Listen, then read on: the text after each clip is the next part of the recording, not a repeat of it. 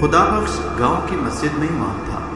وہیں اس نے ایک مدرسہ بھی کھول رکھا تھا جہاں دن میں چھوٹے چھوٹے بچے اس سے قرآن پاک پڑھنے آتے تھے اور رات کو محلے کے لوگ دین کی باتیں سیکھنے آتے تھے۔ اسی طرح وہ اپنے رزق روزی سے بے نیاز قناعت کی زندگی گزار رہا تھا۔ وہ مالدار نہیں تھا مگر اس کے چاروں بچے اور بیوی اچھی زندگی گزار رہے تھے۔ اس کی زندگی میں روزانہ کچھ ایسی تلخ گھڑیاں بھی آتی تھی کہ وہ زندگی سے بیزار سا ہو جاتا تھا۔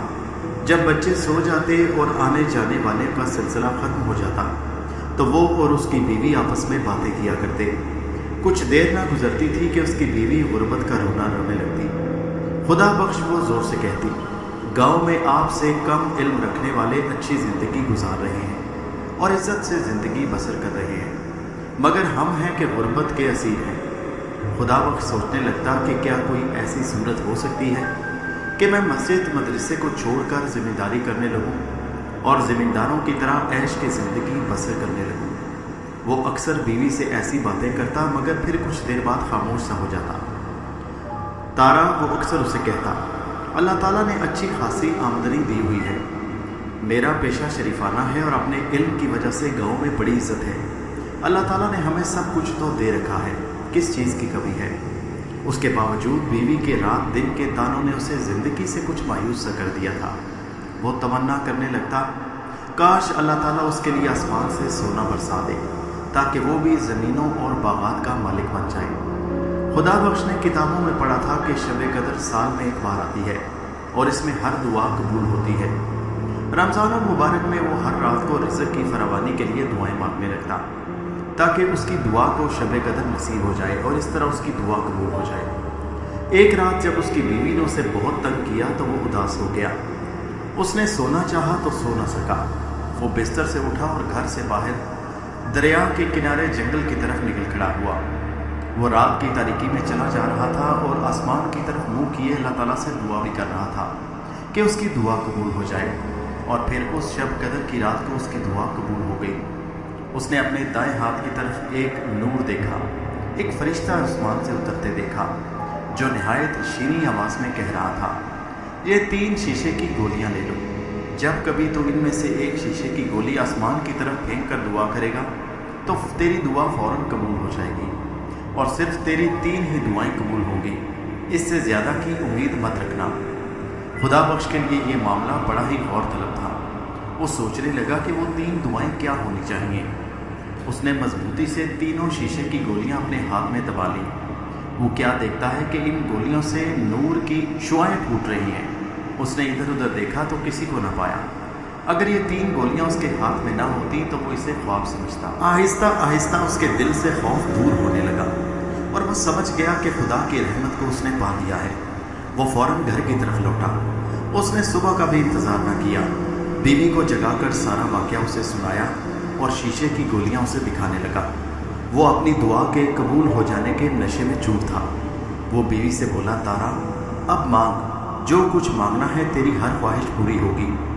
جب اس کی بیوی کو اس عجیب واقعے سے کچھ سکون محسوس ہوا تو اس نے سب سے پہلے آئینہ دیکھا۔ اس کا چہرہ آئینوں میں جھریوں سے بھرا پڑا تھا۔ وہ غور سے آئینے میں اپنے چہرے کو دیکھنے لگی جیسے اس نے آج پہلی بار آئینہ دیکھا ہو۔ وہ ایک لمحے کے لیے آئینے کے سامنے کھڑی رہی۔ ایسا معلوم ہوتا تھا کہ وہ مکان، جائیداد اور باغوں کی آرزو بھول گئی ہے۔ اسے محسوس ہوا اسے مال و جائیداد کی اتنی ضرورت نہیں جتنی حسن و شباب کی ضرورت ہے۔ وہ ایک دم اپنے شوہر سے کہنے لگی، خدا بخش، ہم باغوں اور زمین کے بارے میں بعد میں سوچیں گے، آپ صرف 3 ہی دعائیں مانگ سکتے ہیں، اس لیے آپ سب سے پہلے یہ دعا مانگیے کہ صبح ہونے سے پہلے میں اس دنیا کی حسین ترین عورت بن جاؤں، کیونکہ جو شخص زمینوں اور باغوں کا مالک ہو اس کی بیوی بھی حسین ہونی چاہیے، نہ کہ اس کے چہرے پر جھریوں کا جال ہو۔ جاؤ ابھی اور فوراً یہ دعا مانگو۔ خدا بخش باہر نکلا، دریا کے کنارے جنگل کا رخ کیا اور آسمان کی طرف ایک شیشے کی گولی اچھالتے ہوئے دعا کرنے لگا کہ اس کی بیوی دنیا کی حسین ترین عورت بن جائے۔ یہ دعا مانگ کر خدا بخش خاموشی سے سر جھکائے اپنے گھر کی طرف لوٹا۔ وہ سوچ رہا تھا کہ اب وہ دنیا کی حسین ترین عورت کا شوہر بن جائے گا، مگر کیا اس بارے میں اس نے جلد بازی تو نہیں کی اور اس کے انجام کے بارے میں غور نہیں کیا؟ कुछ देर सोचने के बाद उसने हर किस्म के वसवसे को दिल से दूर किया और खुशी खुशी घर की तरफ लौट आया।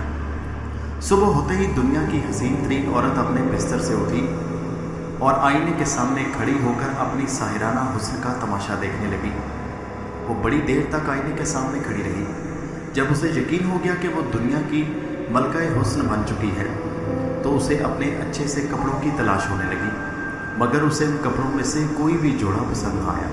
वो सोचने लगी, आज मुझे सबसे पहले शहर जाकर अपने लिए अच्छे से कपड़े लाने चाहिए। जो कुछ रुपया था वो लेकर शहर की तरफ चल पड़ी। जब खुदा बख्श सोकर उठा तो देखा कि बीवी का कुछ पता नहीं है।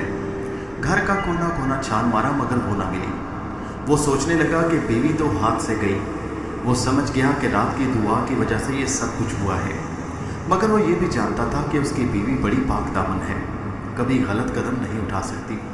फिर भी वो सख्त हैरान था कि ये हुआ क्या, बीवी कहाँ गई और क्यों गई। खुदा बख्श का दिल बड़ा बेचैन था।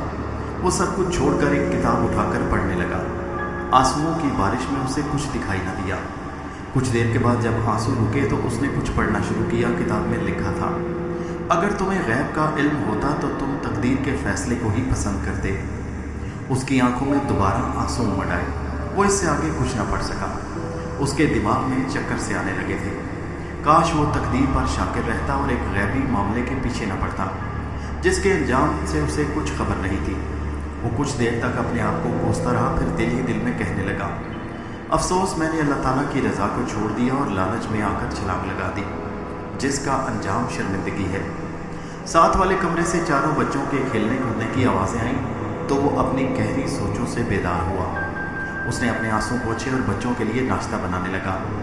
एक बच्चे ने पूछा, बाबा माँ कहाँ गई? वो किसी काम से गई होगी, अभी आती होंगी, उसने बच्चे को जवाब दिया। बच्चे नाश्ता करके फारिग हुए तो सब मदरसे की तरफ चल पड़े। अब वो अपने घर में अकेला था। फिर अपने गमों में डूब गया कि उसकी बीवी तारा कहाँ चली गई, अभी तक वापस नहीं आई। कुछ देर के लिए पैसे तलाश करने लगा तो चंद पैसों के उसे सिवा घर में कुछ ना मिला। वो अफसरदा सा होकर एक कोने में बैठकर सोचने लगा। दोपहर के वक्त अचानक घर का दरवाज़ा खुला और उसकी बीवी एकदम अंदर आई। घर में दाखिल होते ही उसने बुर्का उतारा और आईने के सामने खड़ी हो गई और अपने नए कपड़ों और जेवरात को देखने लगी जिन्हें शहर से खरीद कर लाई थी। खुदा बख्श की नज़र बीवी पर पड़ी तो वो सब कुछ समझ गया।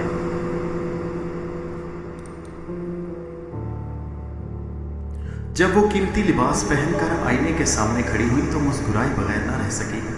खुदा बख्श, तारा मुस्कुरा कर बोली, आज से आप मलका हुस्न के शौहर बन गए हैं और हाँ, आपने मेरे जोड़े की ना तारीफ की ना मेरे जेवरात की दाद दी। वो कुछ देर सोचने के बाद बोला, भाई बड़ा खूबसूरत जोड़ा है, आज तुमने ना नाश्ता किया ना झाड़ू दी, क्या बात है? वो उसकी बात काट कर चीख कर बोली, ओए बुढ़े, ये नरमो नाजुक हाथ कोई बर्तन धोने के लिए है? जा कहीं से काम करने वाली नौकरानी ले आ। अफसोस तूने इस हुस्न की कुछ कदर ना की। ये जिस्म नरमो नाजुक गद्दों के लिए है या तेरी रोटियां पकाने के लिए? ये सुनकर खुदा बख्श का दिल गम से भर गया। वो देख रहा था कि बीवी अपने हुस्न और जेवरात को आईने में देखे जा रही थी।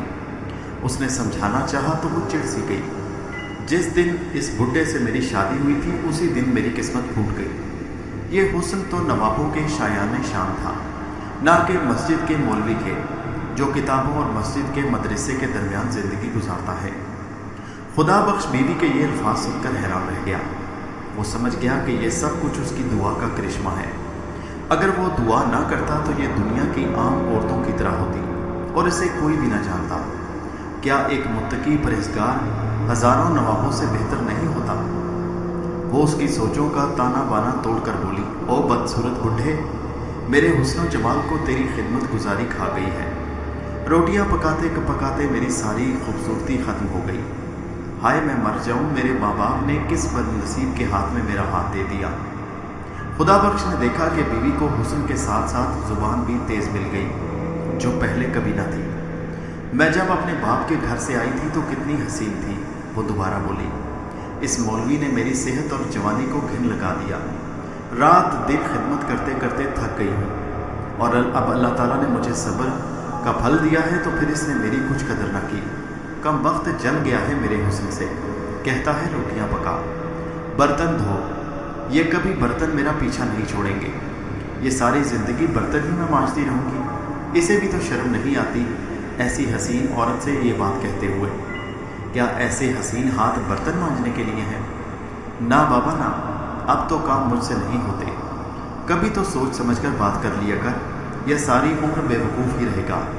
मगर तेरी अकल तो मदरसे के लड़के ले गए हैं। कहीं से कोई मुलाजिम रख ले, वरना घर का सारा काम खुद कर। मेरा दिल भर गया है अब इन कामों से। क्या मुझे कभी सारी ज़िंदगी आराम और सुख नसीब नहीं होगा? सारी उम्र में एक दिन खुशी का आया तो तूने वो भी खुश नहीं होने दिया। इसी तरह की बातें करने, अरे कुछ तो ख्याल कर लिया मेरा। हर वक्त टर किए चला जाता है। खुदा जाने किस भला का दिमाग है तेरा, बस भौंके ही चला जाता है। खुदा बख्श ने जब बीवी की ये बातें सुनी तो वो बोला, बीवी तो हाथ से गई। वो दुआ करने पर बहुत पछताया। अब उसके अंदर शदीद जज्बा इंतकाम पैदा हो चुका था। वो बीवी की बदजुबानी का जवाब देना चाहता था, ऐसे जवाब जिसे वो तमाम उम्र याद रखे। दिमाग ख़राब हो गया है इसका, कैसी बातें करती है। एक दो दिन में इतनी ज़ुबान दराज हो गई। खुदा की पनाह, आगे कितने जुल्म उठाएगी। मैं बेवकूफ़ था जो सोचे समझे बगैर तेरे कहने में आ गया। किसी ने सच कहा है कि औरत की ज़ात बेवफा होती है। हवा को बदलने में देर लगती है, लेकिन औरत को बदलने में देर नहीं लगती। मुझे तारा तुझसे ऐसी तवक्को नहीं थी। मुझे तेरी ये हसीन सूरत जहर लगती है। खुदा तेरे हुस्न को गारत करे। याद रख बेवकूफ़ औरत, मैं तुझे दुनिया के लिए इबरत का निशान बना दूंगा। एक तो तू जुर्म करती है और ऊपर से गलत बातें करती है। खुदा से डर। मुझे बुढ़ा बदसूरत कहते तुझे शर्म ना आई? मैं तो तेरा मजाजी खुदा हूँ, मगर तू मेरी कदर क्या जाने। मालो दौलत पर जान देती है, शराफत को नहीं पहचानती, नेकी की कीमत को नहीं समझती। बेशरम औरत, कल तुझे मालूम हो जाएगा। खुदा बख्श के सामने इसके सिवा और कोई रास्ता न था कि वो दरिया के जंगल की तरफ जाकर शीशे की दूसरी गोली आसमान की तरफ उछाले और ये दुआ करे कि उसकी सरकश बीवी गाय बन जाए। अब वो सुकून से था। दूसरे दिन उसने शीशे की गोली आसमान की तरफ उछाल कर दुआ की कि मेरी बीवी गाय बन जाए। दुआ करके जब वो घर वापस आया तो घर में सुकून था। बीवी खामोशी से बिस्तर पर लेटी थी। अचानक उसे नींद आ गई। सुबह हुई तो वो सबसे पहले उठा। बीवी की तरफ देखा तो उसका चेहरा गाय जैसा बना था। उसने दरवाज़ा खोला और चुपके से बाहर निकल गया। चलते चलते शहर जा पहुंचा। वहाँ के बाजारों में वो घूमने फिरने लगा। शाम होते ही अपने घर की तरफ चल पड़ा और घर आ गया। जैसे ही उसने घर में कदम रखा, एक मातम बरपा था। बच्चे डर रहे थे, चिल्ला रहे थे। वो जैसे ही अपनी कुर्सी पर बैठा तो उसकी बीवी उसके कदमों में गिर गई और अपने आंसुओं से उसके पांव धोने लगी। वो बहुत रो रही थी। वो चाहती थी कि आदमियों की तरह बोले, मगर उसके गले से गाय जैसी आवाज़ निकलती। उसके कानों में सोने की बालियां उसी तरह वेजा थी और उसके सुर्ख कपड़े भी उसी तरह उसके जिस्म पर थे। खुदा बख्श ये देखकर हंसने लगा, मगर उसके चारों बच्चे रोते हुए आए और उसके हाथ चूमने लगे और माँ के गुनाहों की बख्शिश का इसरार करने लगे। वो कहने लगे, बाबा कल तो हमारी माँ निहायत हसीन और जमील थी और आज ऐसे कैसी हो गई। आप अल्लाह से दुआ करें कि वो इनके गुनाहों को बख्श दें। वो चाहे इतनी हसीन ना रहे, मगर जैसे पहले थी वैसे ही हो जाए। सबसे बड़े बच्चे ने कहा। उसकी बीवी चीखने लगी और अपना सर ज़ोर ज़ोर से हिलाने लगी और खुदा बख्श की जेब की तरफ इशारा करने लगी, जिसमें एक तीसरी शीशे की गोली पड़ी थी। अब आखिरी शीशे की गोली के उछालने का वक्त आन पहुंचा था। खुदा बख्श ने अपने बच्चों के सरों पर शफकत का हाथ फेरा और उनसे वादा किया कि वो कोशिश करेगा। अब सब जाओ और सो जाओ, सुबह होते ही सब कुछ ठीक हो जाएगा। रात होते ही खुदा बख्श दरिया के जंगल की तरफ गया। उसने आसमान की तरफ देखा तो चांद मुस्कुराता हुआ नजर आया। उसने अपनी आखिरी शीशे की गोली आसमान की तरफ उछालकर दुआ की कि बीवी वैसी ही हो जाए जैसी पहले थी और घर के हालात भी ठीक हो जाएं। फिर खुदा बख्श के घर के हालात ठीक हो गए। उसकी बीवी ने जुबान दराजी छोड़ दी और वो पहले जैसी हो गई। घर का माहौल पुरसकून हो गया। इस वाक़या के बाद खुदा बख्श ने अपने घर के दरवाजे पर एक तख्ती के ऊपर लिख दिया, अगर तुम्हें गैब का इल्म होता तो तुम तकदीर के फैसले को ही पसंद करते। गैब का इल्म सिर्फ अल्लाह ताला को है और वही सबके दिलों का भेद और राज जानता है। उसके हुक्म के बगैर एक पत्ता नहीं हिल सकता। वही गफूरुर रहीम है, बाकी सब दुनिया तो फानी है। हमारे चैनल उर्दू कार्बन को सब्सक्राइब कीजिए। शुक्रिया।